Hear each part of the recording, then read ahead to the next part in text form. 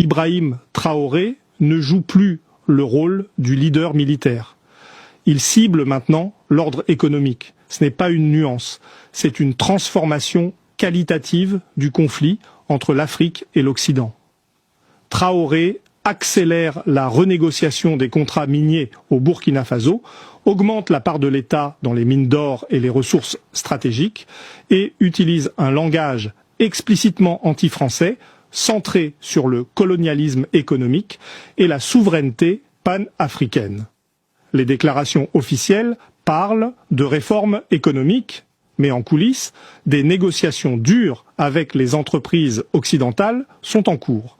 Et si ce modèle est imité au Mali, au Niger, en Guinée, l'ordre économique Afrique-Occident vacille en chaîne. Cette analyse va vous démontrer pourquoi cette manœuvre est bien plus grande qu'elle n'en a l'air. Premièrement, Traoré fait quelque chose pour la première fois. Il ne se contente pas du rôle de leader de coups militaires. Il devient un révolutionnaire ciblant l'ordre économique hérité de la colonisation. Deuxièmement, l'or n'est pas juste une ressource parmi d'autres, c'est le système dollar, c'est l'équilibre des réserves des banques centrales occidentales, ce sont des intérêts corporatifs qui génèrent des milliards de profits. Troisièmement, l'alliance des États du Sahel crée une coordination qui protège ces manœuvres. Si Mali, Niger, Burkina bougent ensemble, l'Occident ne peut pas riposter efficacement. Et quatrièmement, les médias occidentaux utilisent l'étiquette junte militaire pour rendre les manœuvres économiques de Traoré invisibles, évitant ainsi de créer la sympathie qu'un nouveau Lumumba générerait. Commençons par ce que Traoré fait concrètement.